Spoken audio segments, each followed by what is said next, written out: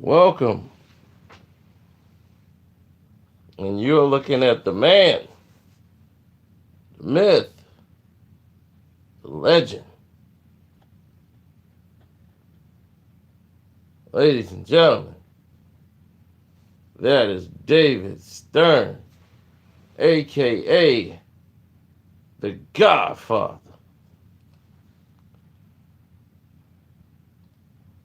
AKA he don't play.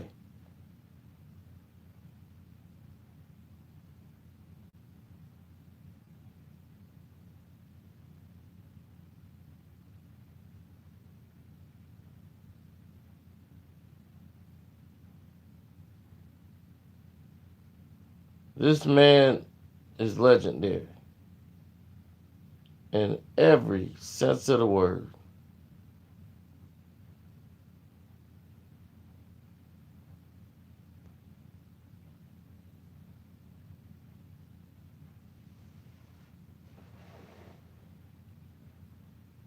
What's good?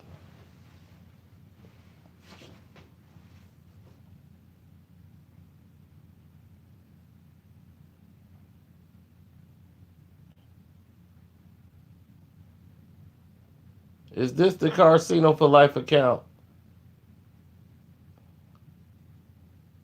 Y'all let me know.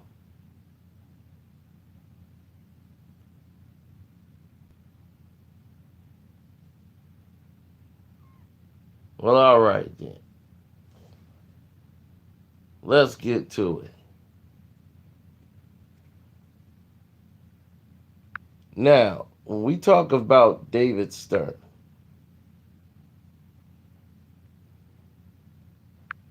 you're talking about a legend. And he revolutionized the game of basketball.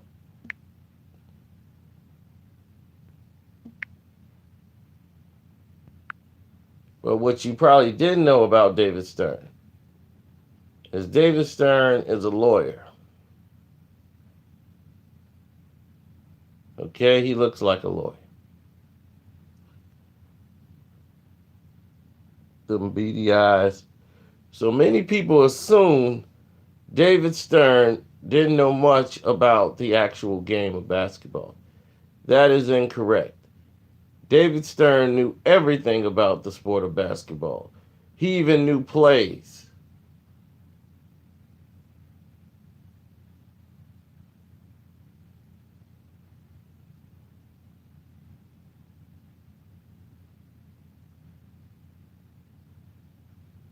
That's right,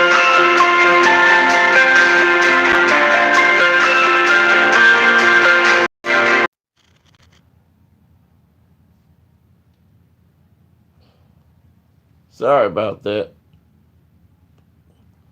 Somebody decided to call me during a live.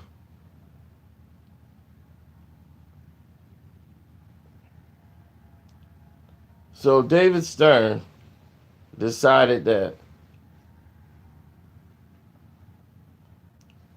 he was going to become commissioner of the NBA once the other guy decided to step down. It was only right that they bring in David Stern. Now, what did he do to the NBA? He made it a business. He made it a very serious and respectable business. He was the one that brought the collective bargaining agreement to the NBA, gave players revenue sharing. As the team grew, the players' revenue would grow. He changed the game as far as advertisement, marketing. You guys probably don't remember. You probably can go on YouTube and find the old NBA commercials when they used celebrities come into the game to be part of the NBA experience and do those little monologues to where celebrities who were trying to have a movie come out or anything else wanted to be a part of those little monologues when they have the NBA cameras go up and down the aisles and they'll give the little 4-second NBA action. It's fantastic. So it became theatrical. So all the entertainers and people wanted to see who was at the game and wanted to go to the game to see celebrities. You chose to go to the NBA. And with network deals coming in at the time, he revolutionized the position to move the NBA from CBS, where it has been for a very long time in its inception, when it got network television, and move it to NBC and work with Dick Ebersol. It took that revolutionary thinking to bring this to the forefront.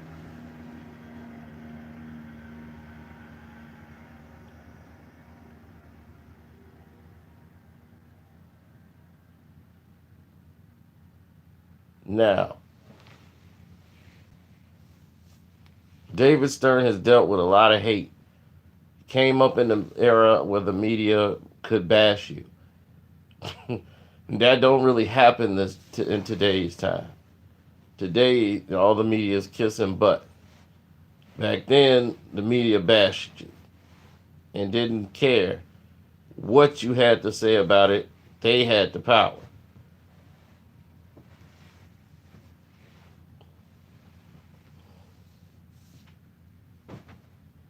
He knew how to market superstars.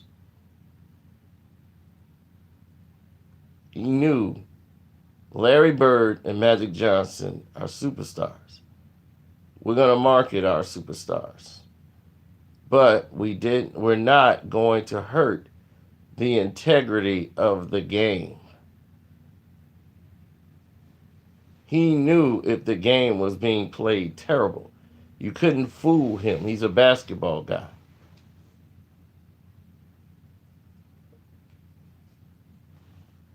And what people found out is that David Stern knows a lot more than what they thought.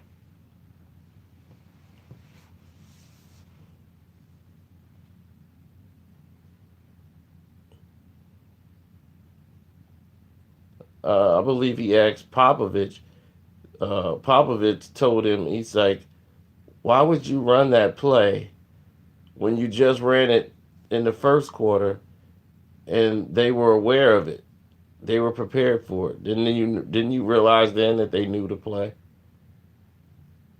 And Popovich was stunned because David Stern understood basketball. He said, you understand basketball. He's like, I thought I was the only one that recognized that they ran the play. I just thought they got lucky and guessed, but they actually knew our plays.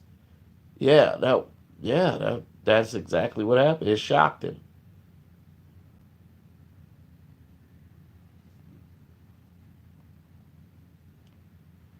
Now, David Stern knew that in order for the NBA to grow, synergy instead of divisiveness was going to be the key. So,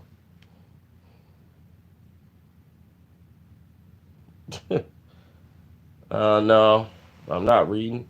I'm laying here in a bed.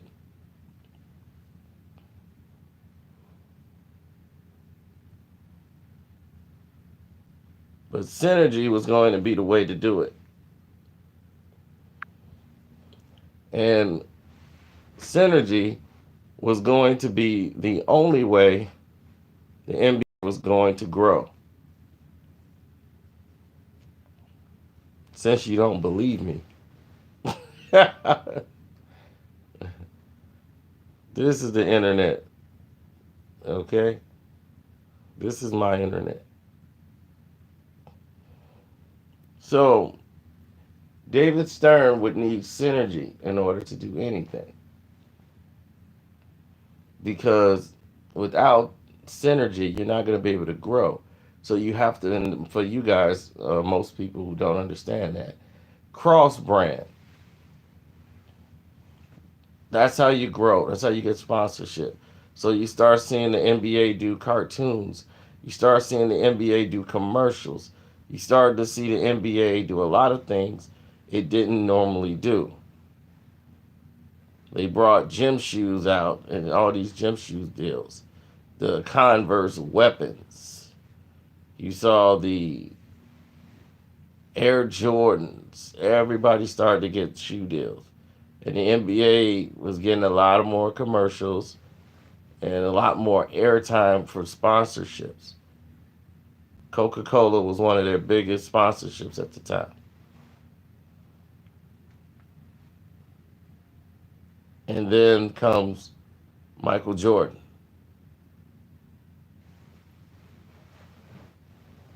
So when Jordan came in the league, you know, it was like, okay, we're going to treat this guy like the biggest superstar in the world. But we're not going to ruin the integrity of the game.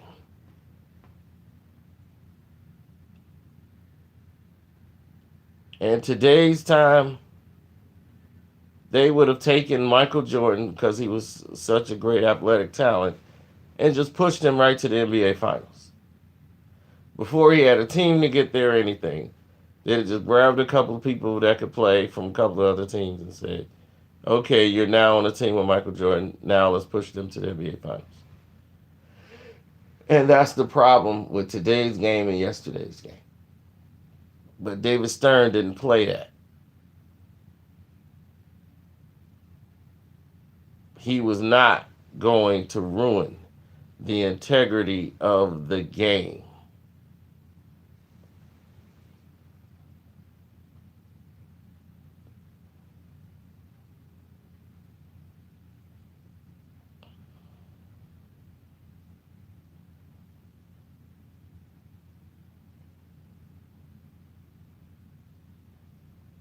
Well, David Stern has always been that way.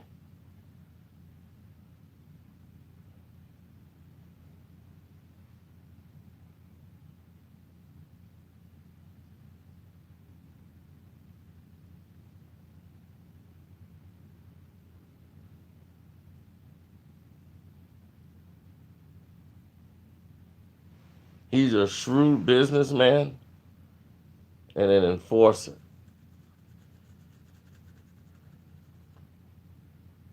With Rod Thorne on his side, they were the most powerful force in sports. See?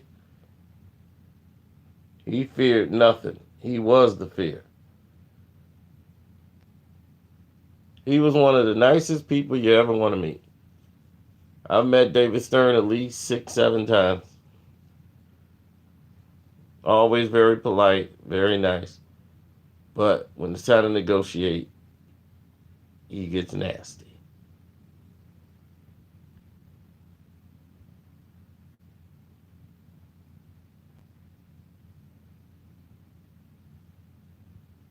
He was not going to be bullied. He was not going to fall.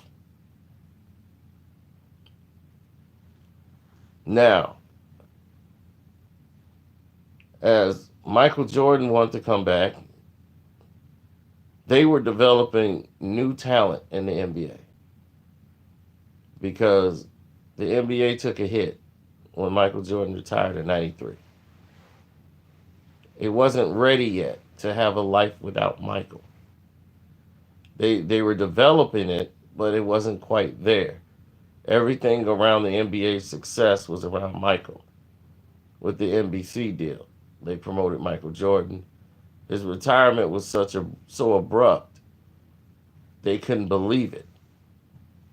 So the NBA was in a bad pickle of what they were going to do with Michael Jordan, or building the players back.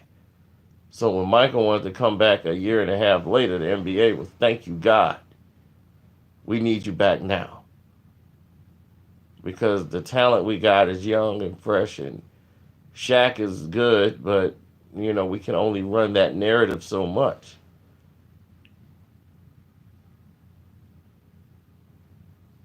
They promoted Shaq.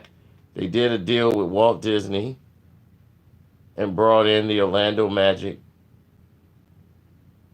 and made it a big Disney affair. And the NBA started doing business with Walt Disney.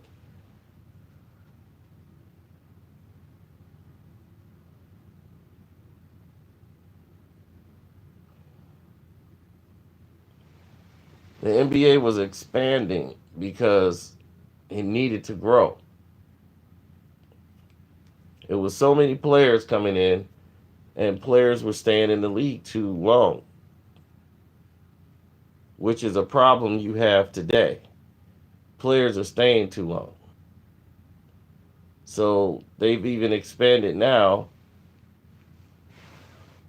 to compete in Summer League. Isaiah Thomas and David Stern were great friends. Most people don't realize that. They were friends. They respected each other because Isaiah's smart. David Stern likes smart. But Isaiah is also a basketball player, a world champion. He wants to win. And when he's competing against what's best for the NBA, now we have a problem.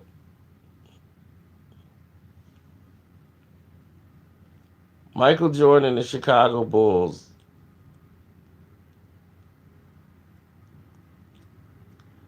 finally eliminated the Detroit Pistons after a new rule was implemented in the offseason called the flagrant foul. A foul called just for the Detroit Pistons, where they can give the person a free throw shots and the ball.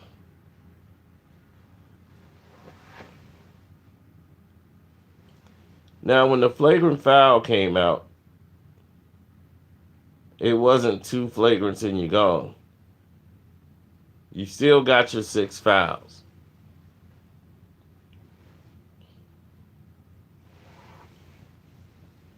So you can get, up to 6 flagrant fouls at that time.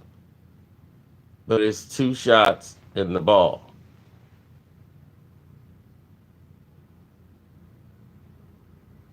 So when Isaiah didn't want to pass the torch to Michael, the NBA, who was getting ready to embark into a USA Olympic team, where Isaiah, Magic, and Bird were going to be the captains, right along with Michael Jordan. They were going to run that team. Isaiah sat in on those meetings.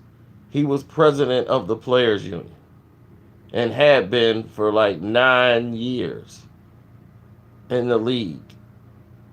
So him and David Stern having conversations were very normal.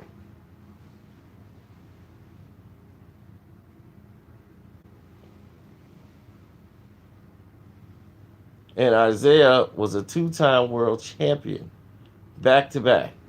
The Detroit Pistons were that team.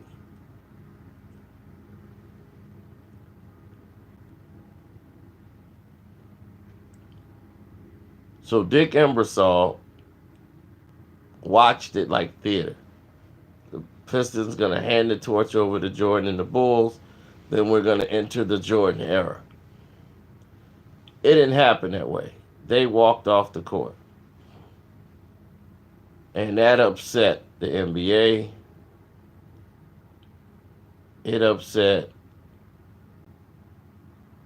Rod Thorne.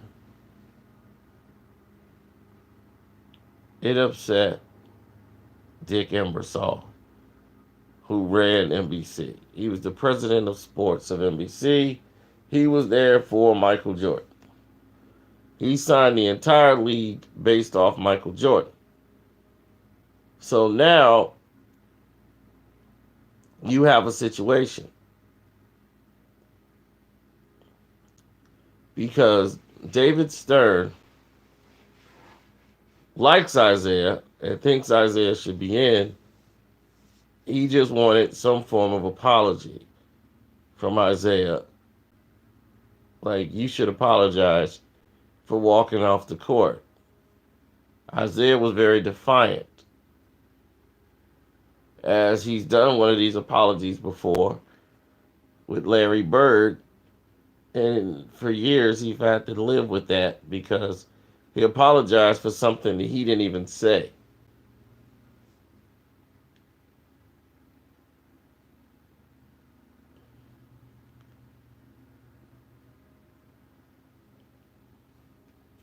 So with this time around, it was going to be different.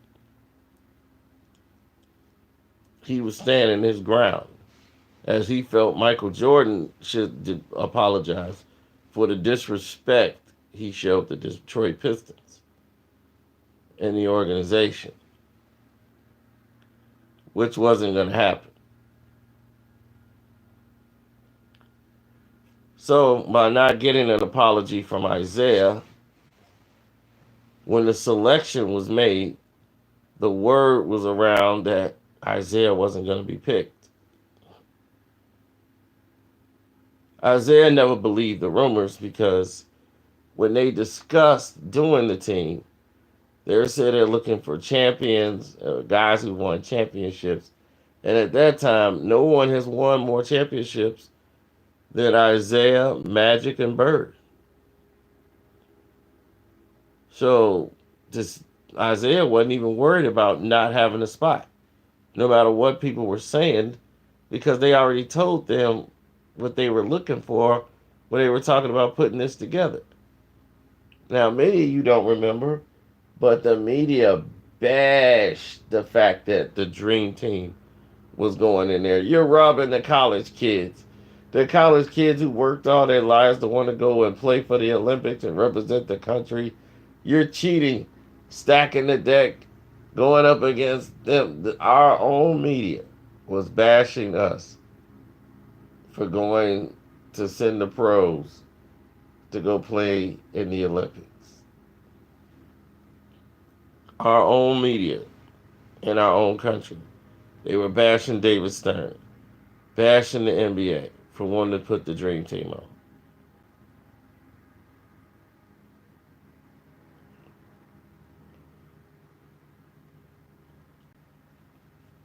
They wanted to do the Dream Team, bashed it. They talking about this, bashed it. NBA, they just want to get their greed. The greed of the NBA. They want all the attention. Now they're ruining college basketball. The money came in hand over fist after the Dream Team. The Dream Team was the biggest thing for the NBA in history. It became an international game.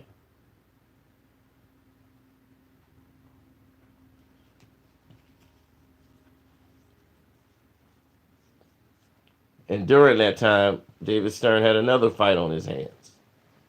Nike.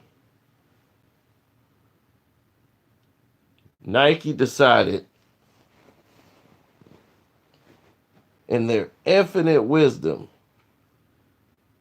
that they were going to pull their players out of the Dream Team when the team was selected.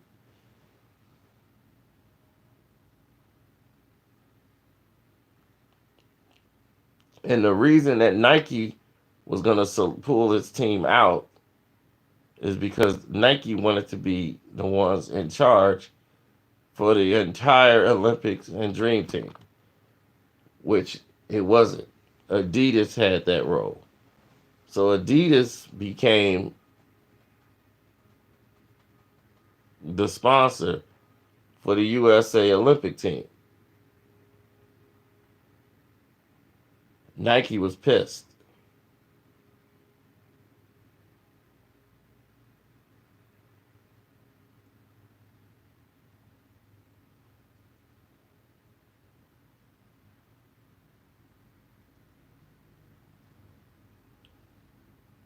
I'm sorry, Reebok, not Adidas. Sorry about that.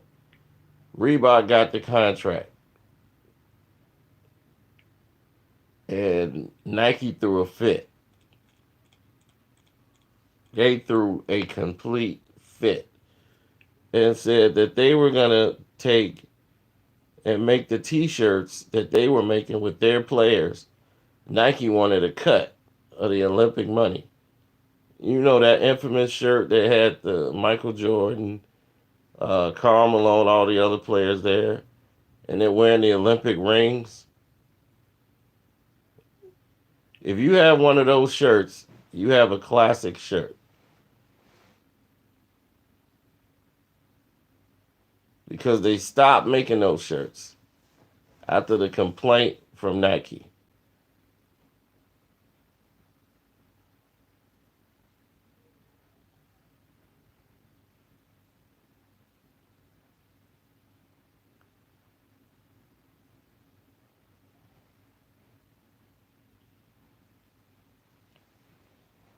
Yep, so after the Dream Team success and the NBA's reasoning for sending the pros is they said, well, the U.S. team is losing because we're sending kids and they're playing against guys that are 30 years old, 27 years old. They've been playing professional ball for years. So it's our kids versus these adults. These are grown men in these other countries that we're playing. They're not little boys. We're sending 20-year-olds, 21-year-olds in there to play against guys in their late 20s and 30s. He's like, it's ridiculous.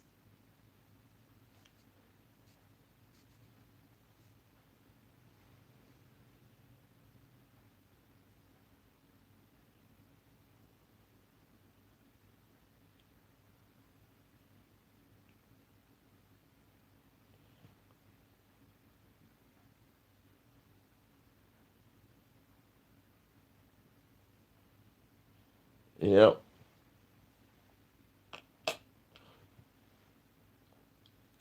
So Isaiah was left off the Dream Team.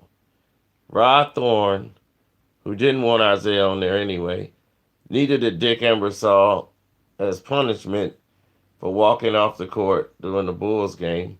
David Stern was the only guy rooting for Isaiah. Jordan was against it, didn't want him on the team. But it was more than that. Jordan was used as the pawn to come in there and say that, and was being pushed by David Falk. But it was Rod Thorne who was really pushing the envelope to keep Isaiah out of the Dream Team.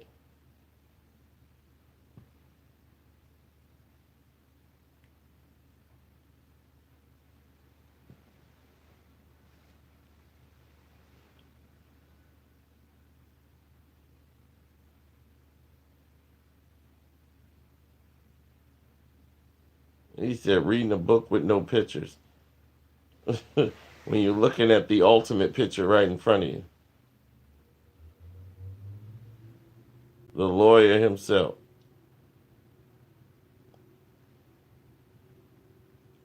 So after this fact, the NBA money almost doubles overnight. The money is coming in so fast. The revenue sharing is going up so quick. The NBA is a major player in all sports. They're almost up there with basketball as they just leapfrog over the NFL. The NFL were stuck in their ways, and so was Major League Baseball. They were asleep at the wheel. They kept things the same instead of evolving. They let the NBA grab a hold of the reins and go. David Stern took risks. NBA movies that really didn't sell.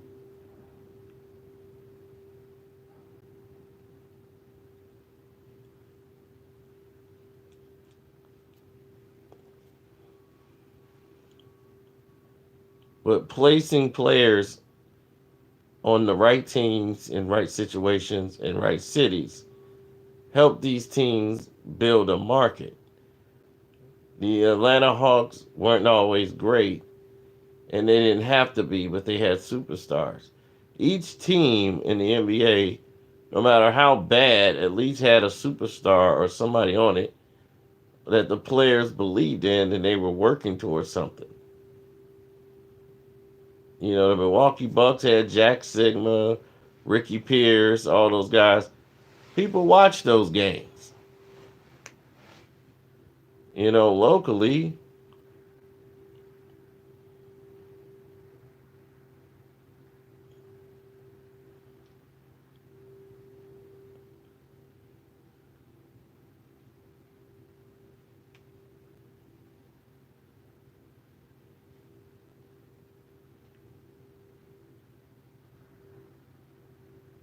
well, things began to change very rapidly with the growth because Glenn Robinson, big dog, came in and got 63 million his first year.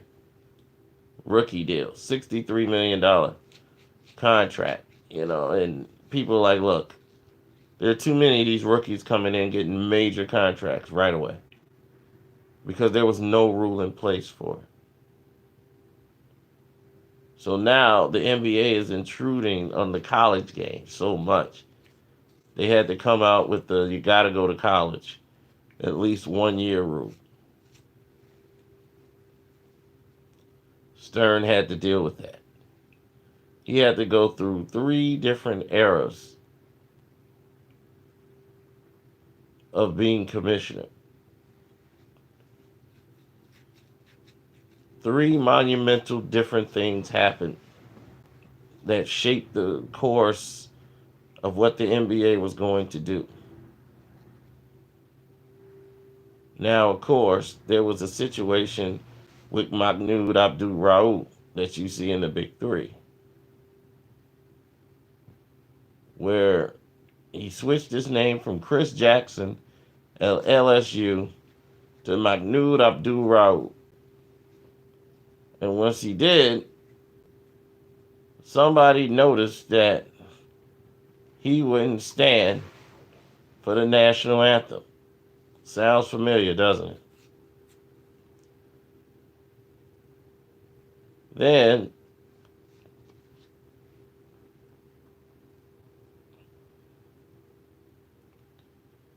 all of a sudden, it became a really big issue.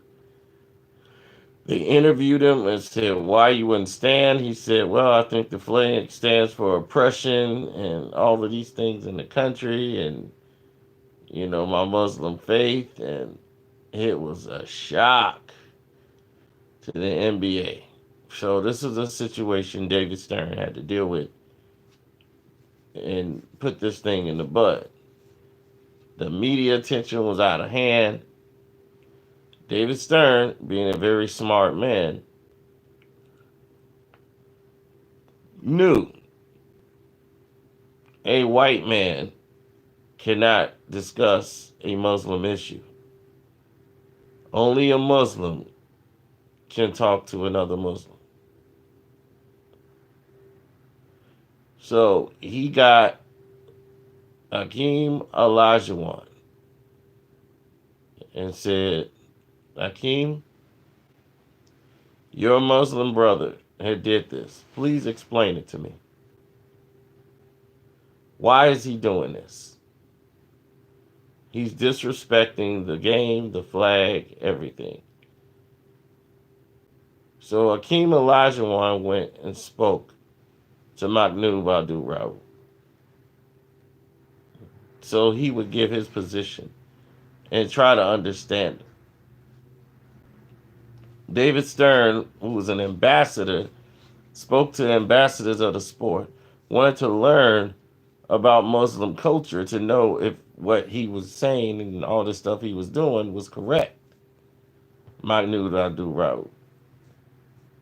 And Hakeem Olajuwon said, no, what he's doing is not correct because he's breaking one of the rules of being a Muslim. To be a good Muslim is to be a good citizen. And that's not being a good citizen by doing that. So him and Mahmoud disagreed on that principle with Elijah Wan. And he felt that Elijah Wan was being used as a puppet.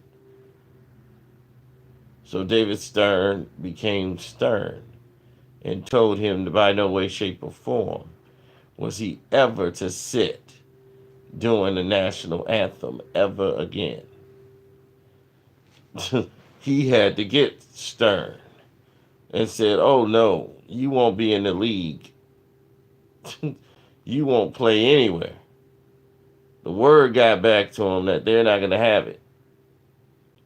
So they told the networks. Dick Ebersol said, "If this guy sits, don't you put him on camera." So the cameraman knew not to even film him and show that on national television.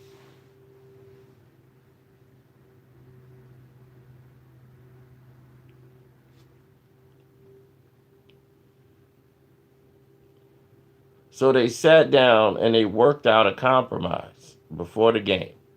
Rod Stern, David Stern, Rod Thorne, the Denver Nuggets organization.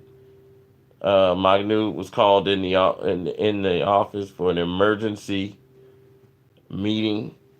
In this meeting, he was informed of a solution. They had other Muslim NBA basketball players there. Hakeem Olajuwon was one of them.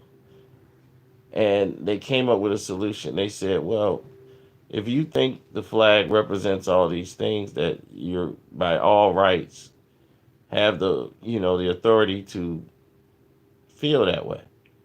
But this is a business. This is what this company is all about. You work for the company. So if you want to continue to work with the company, you're going to have to follow the rules. No one says you have to pray to the flag, and that was his main concern. He's not praying to the flag. So a solution was made that he would stand and he'll just pray to Allah and do one of his prayers that he normally does, because he prays 5 times a day. So he says, when you stand, you can do what you want to do, but we don't want you sitting down disrespecting the flag.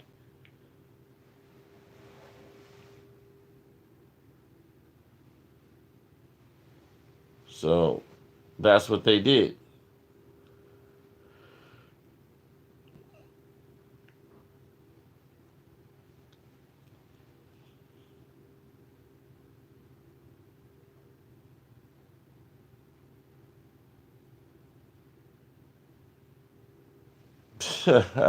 Story time with the kids, no.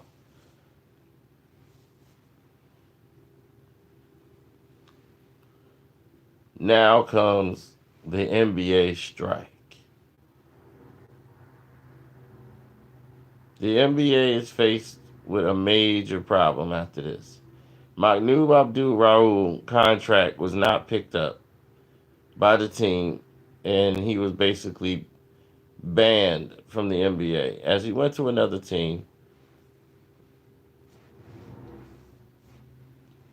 I'm telling the truth. That's right. What chapter I'm on? I don't know. You tell me. So, anyway,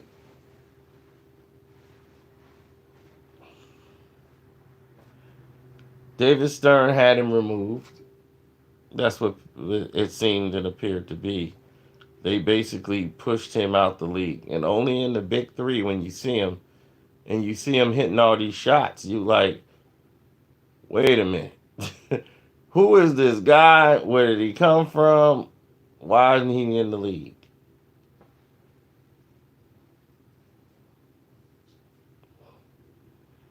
Then you have Craig Hodges' situation,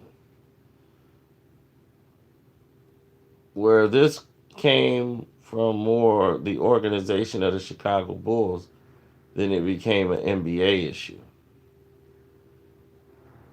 Because during this time, They were at war with Saddam Hussein. Desert Storm had just happened. They didn't want any of the type of Saudi Muslim attire to be worn in the White House. And when they went to go meet the president in Washington, so they told Craig Hodges what they didn't want to have done. Craig decided, man, I'm gonna wear what I'm gonna wear anyway. So when the president came out and shook his hand, he was wearing that outfit. And they was like, that was an embarrassment to the organization. Reinsdorf was told by Washington, your player defined everybody. And, they were so upset. They were like, we're going to get rid of him. He's off the team. This was really not a David Stern issue. But once it became an embarrassment for the Chicago Bulls, and then it became an embarrassment for the NBA, it was a main problem because when they got rid of him and dropped him out of his contract at the end of the season, he wasn't traded. He was released. And when she was released, it was like, okay, he can go to any team he wants. The word was out. He went to Seattle, he worked out. He went to Dallas, when everybody thought, okay, he's going to play for Dallas. Had a great workout. And a phone call came in and said, you are not to pick him up. And he says, I don't know what you've done, but they're not going to pick you up in the NBA.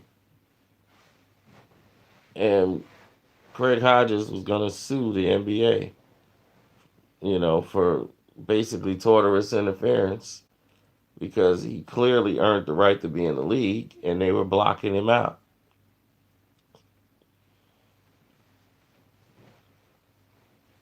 So with a 3-point streak, with a chance to pass Larry Bird's record and not playing on the NBA team, the NBA allowed Craig Hodges to participate in the All-Star weekend, not being on an NBA team. That's how low down the NBA was.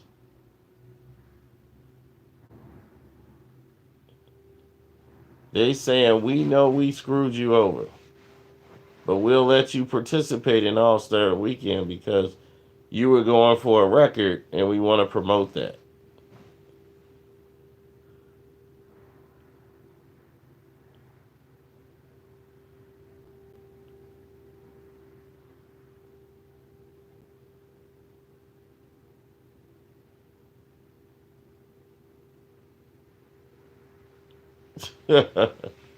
Yeah.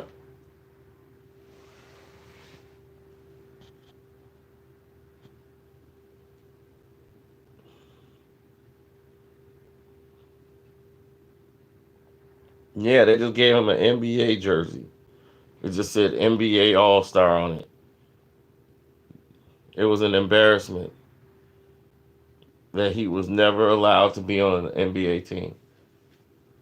And he kept fighting, trying to get back in the league. And they would not let him.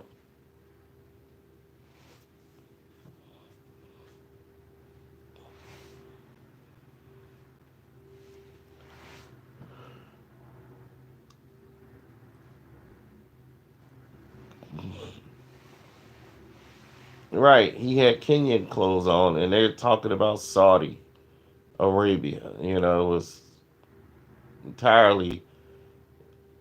You think they had a disconnect then with the Muslims? I mean, now with the Muslims. Back then, they knew nothing about Muslims.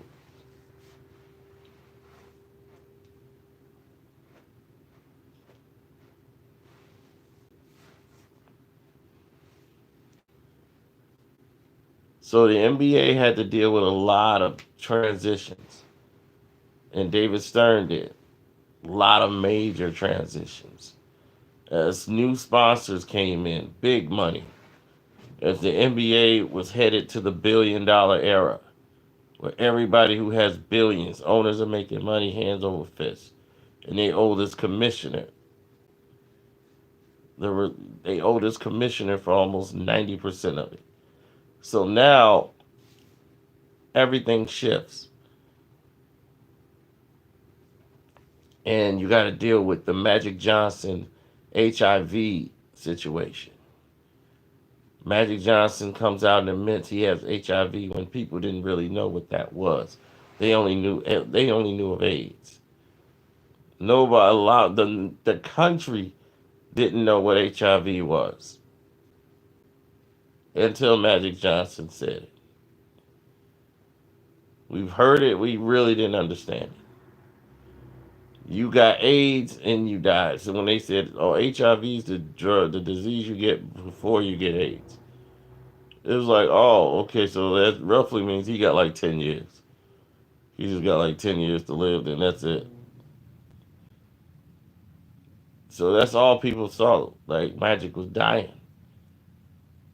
That's it. He's dead. So everybody was freaked out at that time. The NBA was like, "Wow, what has just happened?" Because they were gonna build a Lakers Bulls, have this go back and forth with Michael Jordan and Magic Johnson, and had this they're going back to the finals, and they're gonna have this rivalry and use Magic until Magic was gone. There wasn't gonna be a Portland or even a Phoenix. That was gonna come later. Him and Barkley.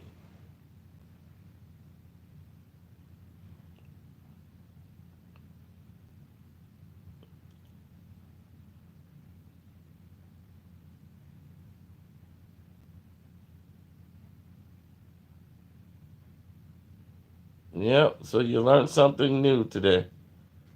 Glad you did.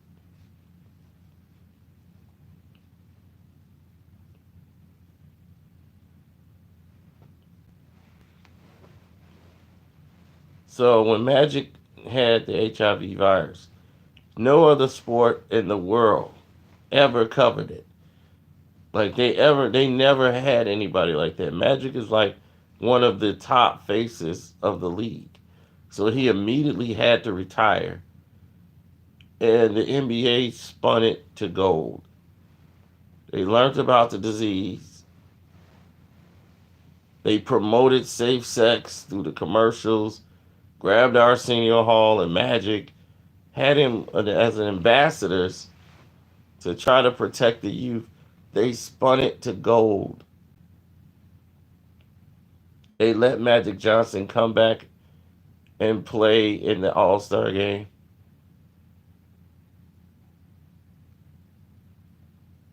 And he won MVP.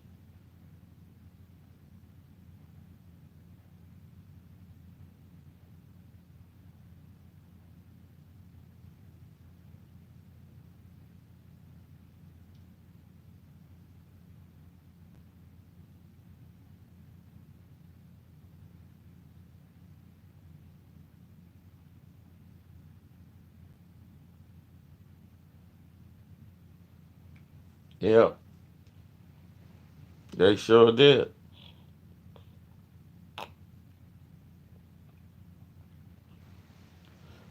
Drexler was mad because he got benched. He was on his way to getting MVP, and he got benched so that they can give it to Magic.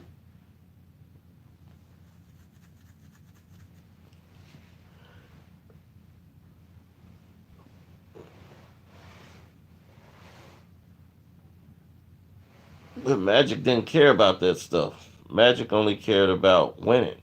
That was the only thing that Magic was concerned with, winning.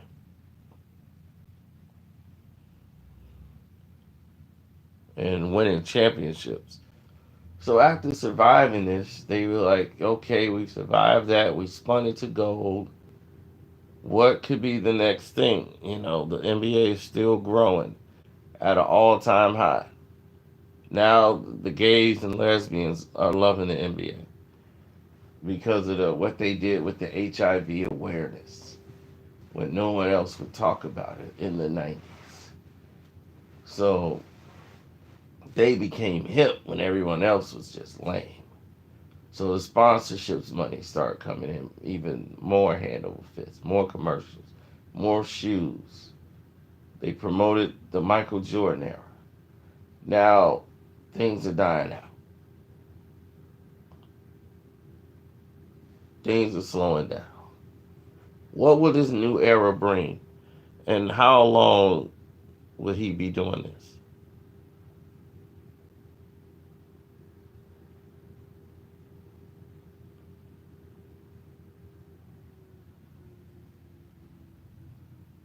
Who would take his place as he's thinking, okay, how long am I going to do this job?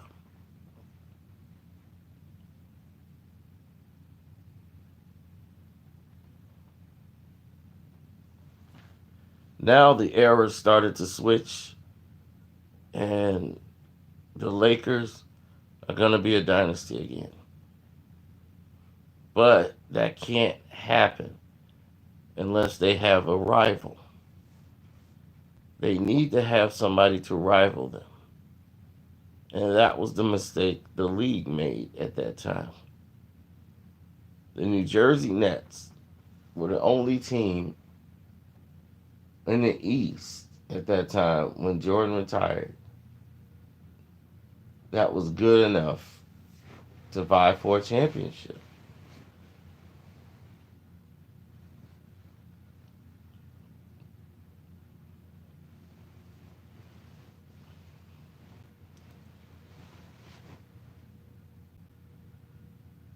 That was it. There weren't too many great teams in the East that were marketed.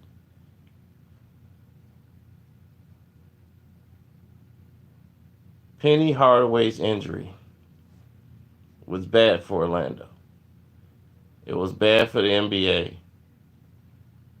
And Penny and Shaq was great. It was great marketing and everything. It ended too quick. And when it ended, it was done. Grant Hill, injuries. As soon as they build up momentum for Grant Hill, who was a great ambassador for the sport, injuries. And Grant is down.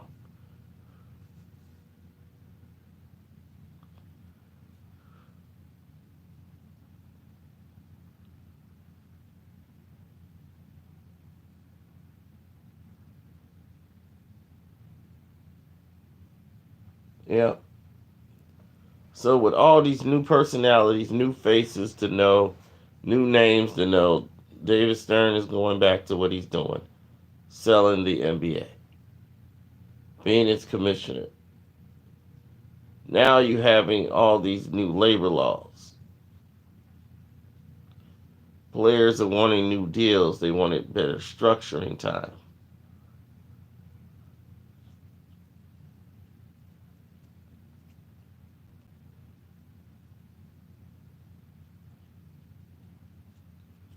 So after a mini strike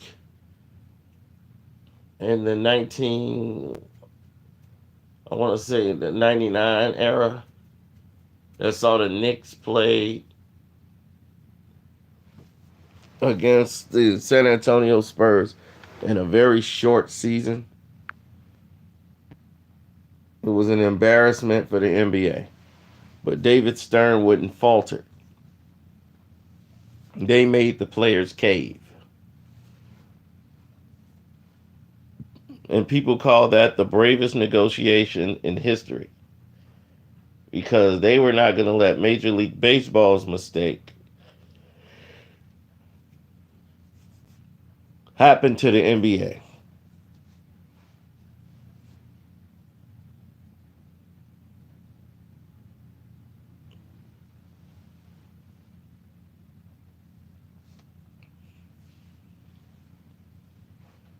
So he was determined to play hardball and was willing to sacrifice the entire 1999 NBA season.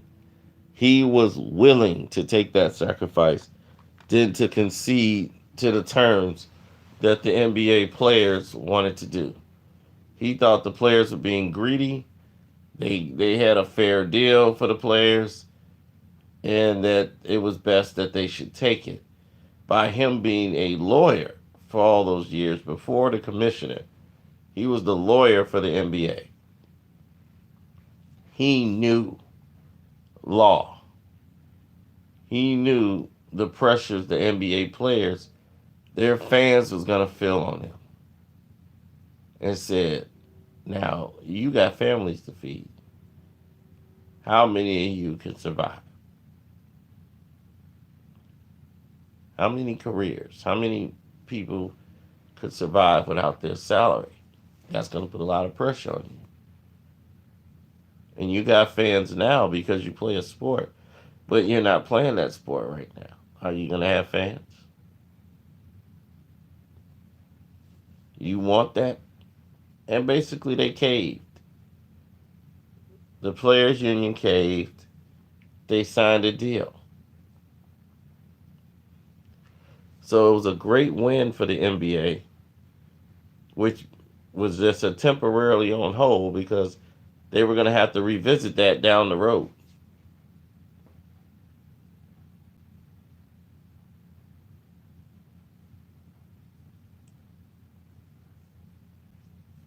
Now you have the Kobe Bryant rape case rear its ugly head right when you're going to make Kobe Bryant the superstar of the league. It's Kobe and Shaq. You've been promoting Kobe to be this guy all this time. And the details of what they hear and all the stuff they learn, they're just completely disgusted and shocked that Kobe Bryant was even in this situation.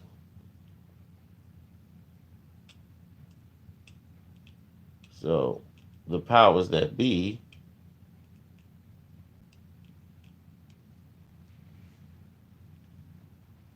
they decided to pull back on Kobe Bryant. National televised games with Kobe Bryant were scaled back.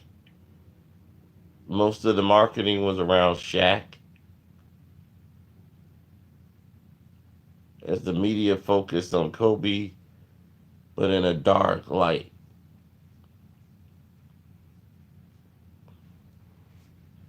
They even made Kobe picture on television darker when they were showing it on the news to try to make him look more sinister.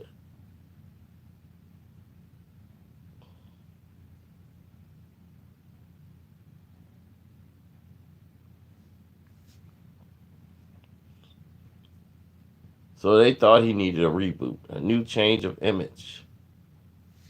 And he created this Mamba mentality. Mamba this, Mamba that. So the NBA said, hey, we could use that. So Kobe started doing videos where he's jumping over cars now. He's doing all kind of stuff. And the NBA likes it.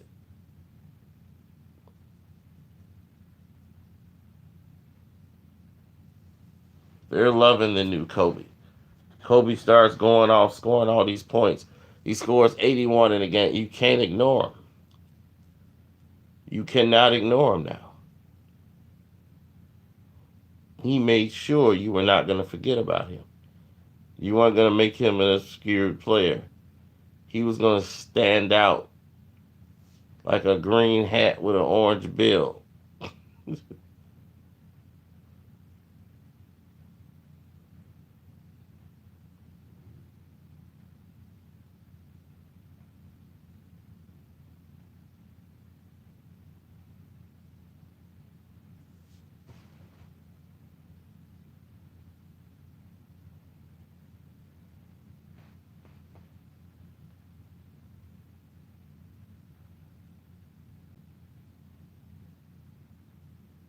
Yeah, well,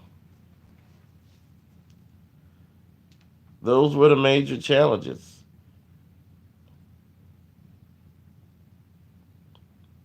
He showed he showed Adam Silver the ropes. Adam Silver came in and started shadowing David Stern, to Mm-hmm. see how he handled negotiations, to see how he handled people and what to do. Adam picked up the business sense of working with David Stern.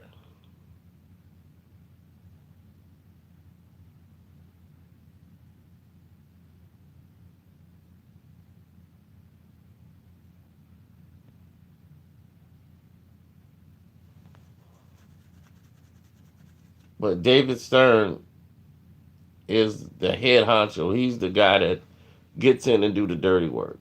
Adam Silver delegates. He's got a team that mostly do things, and it's more less confrontation, and he's got the business part down.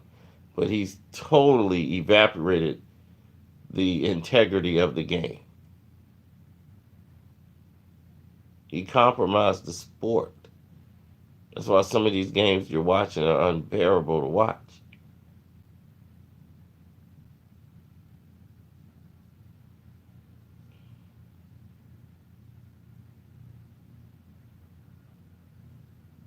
Oh, you can easily donate. You know that. All you got to do is click the link in the description box and donate. Oh, we appreciate it too. As we will bring this to the end and it's close, David Stern is a shrewd businessman, but he lived and breathed the NBA. I'm out.